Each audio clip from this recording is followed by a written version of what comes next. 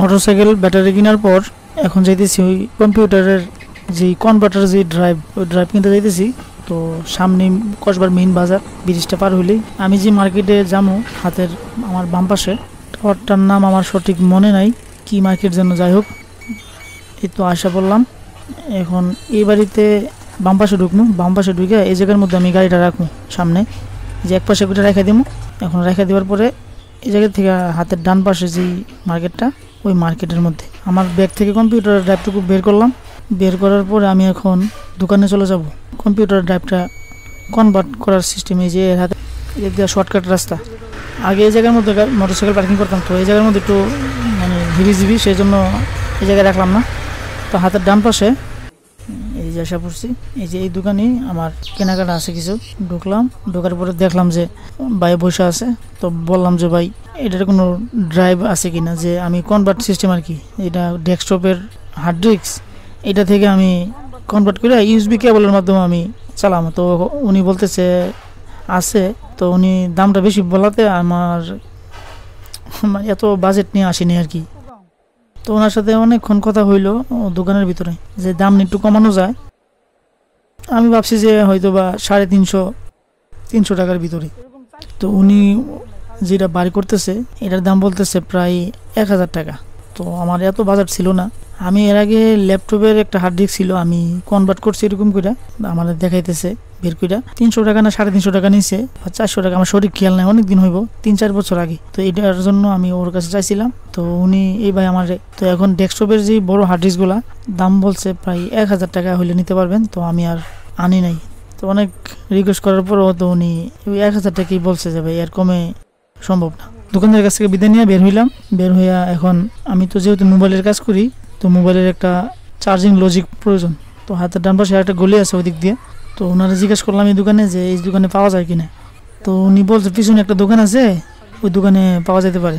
এই দোকানে আসার পরে দেখি যে একটা পিচ্ছি বাচ্চা বসে রয়েছে। জিজ্ঞেস করলাম যে দোকানের কই, দেখলাম একজন শুয়ে আছে। তো ওনারা ডাক দিলাম। তো উনি ঘুম থেকে উঠলো, শুয়ে ছিল মনে হয় সম্ভবত। তো ওটার পরে বলতেছে যে রায়ন ভাই নাই, আমি বর্তমানে এই দোকানে আসি। তো ওনার কাছে আমি সবকিছু বললাম যে আমার এরকম একটা চার্জিং লজিকের প্রয়োজন, স্যামসাং A13। তো উনি আমার বলছে আছে কিনা আমি রায়ন ভাইরে ফোন দিয়ে জিজ্ঞেস করে নিই। তো উনি ফোন দেওয়ার পরে বলতেছে আছে, একজ্যাক্ট মডেল নাই, ওই মডেল নাই, সেম হুবহু লাগবে এরকম বলছে আর কি। তো উনি বলতেছে এই পাশে আছে, আপনি চাইলে দেখে নিতে পারেন। তো আমি দেখলাম যে মডেল খুঁজতেছেন ওই মডেল নাই। নেটে খোঁজাখুঁজি করে দেখলাম, মোবাইলে সার্চ করলাম গুগলে, দেখলাম যে লজিক বোর্ডের সাথে আমি যেটা চাইতেছি ওটার সাথে মিলে কিনা। যাই হোক, তো আমি পরবর্তীতে আর মোবাইল যেহেতু নিয়ে যায়নি আর নিয়ে আসছিলাম আর কি, দেখি যে মোটামুটি কিছুটা মিলছে, সেই জন্য নিলাম। দোকান থেকে দোকানে আইনা দেখি যে মিলি না। তো পরে আর কি, পরে তো দোকান থেকে আমি বের হয়ে গেলাম। দোকান থেকে বের হয়ে আমি সোজা যাইতেছি আমার বাড়ির উদ্দেশ্যে। তো আমার ছোটো ভাই ওই জায়গায় দাঁড়িয়ে আছে। তো ওরা বললাম যে অনেক দাম চায়, সেই জন্য কনভার্টারটা আনি নেন। তবুও আমার লাগতে পারে, আমি আনতে পারি জিনিসটা। তো এর কাছে বলার পরে তো না লাগলে আসা পড়েন জায়গা। তো ব্যাগের মধ্যে সব কিছু নিয়ে তো রওনা দিলাম। তো এখন বাড়ির দিকে যাইতেছি। তো আমরা এখন ঢুকবো হাতের ডান দিয়ে ঢুকে যাবো, ওই পাশে কুমিল্লা আর সোজা ওই পাশে কুটি চমনি। এই মোর্চাগুলো খুব ডেঞ্জারাস, আরে বাবা রে, কি আমরা চালাইতেছি। আস্তে আস্তে এখন প্রায় চমনি আশা করলাম, আর একটু সামনে চমনি। এই যে আমার হাতের ডান পাশে গরুর বাজার, যাওয়ার সময় যে দেখা গেছিলাম আমার হাতের ডানে গরুর বাজার।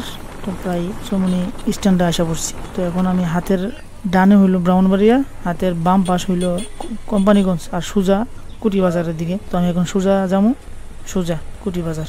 তো সময় হাতে কম ছিল, সেই জন্য কুটি বাজার দিয়ে ঘুরে যায় নাই। কোনো এক সময় যদি সময় হয় তো কুটি বাজারের দৃশ্যগুলো দেখামো। তো আমি এই পাশ দিয়ে ঢুকে যাবো হাতের ডান পাশ দিয়া। তো শর্টকাট রাস্তা আর কি, এই জায়গা দিয়া গেলে একটু শর্টকাটে যাওয়া যায়, চিপা চাপা দিয়া। তো রাস্তা সুন্দর, রাস্তা ভাঙা না, রাস্তা খুব ভালো। রিক্স থাকে বেশি আর কি, চিপা চাপা দিয়ে গেলে রিক্স থাকে বেশি, বাচ্চারা হঠাৎ করে দৌড় দেয়। কারণ বসত বাড়িতেও কোন সময় বাচ্চা কোন রাস্তা দিয়ে আসা পড়ে, বাড়ির চিপা রাস্তা দিয়ে বলা যায় না, সেজন্য অনেক আস্তে ধীরে চালাইতে হয়। মাঝে মধ্যে ব্যস্ততার কারণে বা অনেক তাড়াহুড়ো করে চলে যায় রাস্তার মধ্যে, তো মাথার মধ্যে এগুলো কাজ করে না। তো সামনে একটা ট্রাক আসতেছে, আমি এক পাশ সাইড দিয়ে দিলাম, যেহেতু অনেক বড় গাড়ি, রাস্তা ছোট, সাইড দিয়ে দিলাম। আর একটু সামনেই কুড়িবাজারের যে মেইন রাস্তা, যেদিক দিয়ে বের হইতাম বাম পাশ দিয়ে, এদিক দিয়ে বের হইতাম। তো এখন সোজা আমি ডানে চলে যাব আমাদের বাসার দিকে। আর সোজা হইতেছে হাতের বাম পাশে হলো কুটি বাজার। আর এখন ডান পাশে যাইতেছি, এটা হলো আমাদের বাসার দিকে শিমরেল। এই জায়গার নাম হলো জাজিয়ারা। এখন জাজিয়ারা আছি। এই জায়গার নাম হইতেছে গঙ্গানগর অথবা মানিকনগর আর কি। তো আমি সোজা গেলে ঈশ্বরনগর চৌরাস্তার মোড়, তো যে জায়গায় আমার দোকান। আর হাতের বাম পাশে গেলে আমাদের শিমরেলের রাস্তা। তো আমি হাতের বাম পাশ দিয়ে ঢুকলাম, ওই পাশ দিয়ে ঢুকলে ঈশ্বরনগর যাওয়া যায়। এই পাশ দিয়ে যাওয়া যায়, তবে ঘুরে যাওয়া লাগে আর কি। এটা সরাসরি রাস্তা ঈশ্বরনগর যাওয়ার জন্য। তো আমি ওদিক দিয়ে রাস্তা ভাঙা, সেই জন্য আমি এই দিক দিয়ে ঢুকছি, রাস্তা ভাঙা দিকে। আমি এখন আছি শিমরেল সাতপাড়া। হাতের বাম পাশে যে একটা চর দেখতেছেন, বিল, দৃশ্যটা খুব সুন্দর। শিমরেল সাতপাড়া স্টিল ব্রিজ উঠলাম মাত্র। এই জায়গাটা একটু গর্ত, এই পাশে হাতের বাম পাশে। এই তো আরেকটু আশা পড়ছি আমাদের বাড়ির কাছাকাছি। এটা শিমরেল দলানের পাড়া। এই তো আশা পড়ছে আমাদের বাড়িতে। তো দেখলাম যে সবাই মেহমান আসছিল বাড়িতে, মোটামুটি চলে যাওয়ার জন্য গাড়ি খুঁজতেছে সবাই। পরিশেষে ভিডিওটি ভালো লেগে থাকলে সাবস্ক্রাইব করে পাশে থাকবেন। আজকের সফর এখানেই শেষ। আপনাদের ভালোবাসায় আমার অনুপ্রেরণা। দেখা হবে আগামী পর্বে। আল্লাহ হাফেজ, টাটা।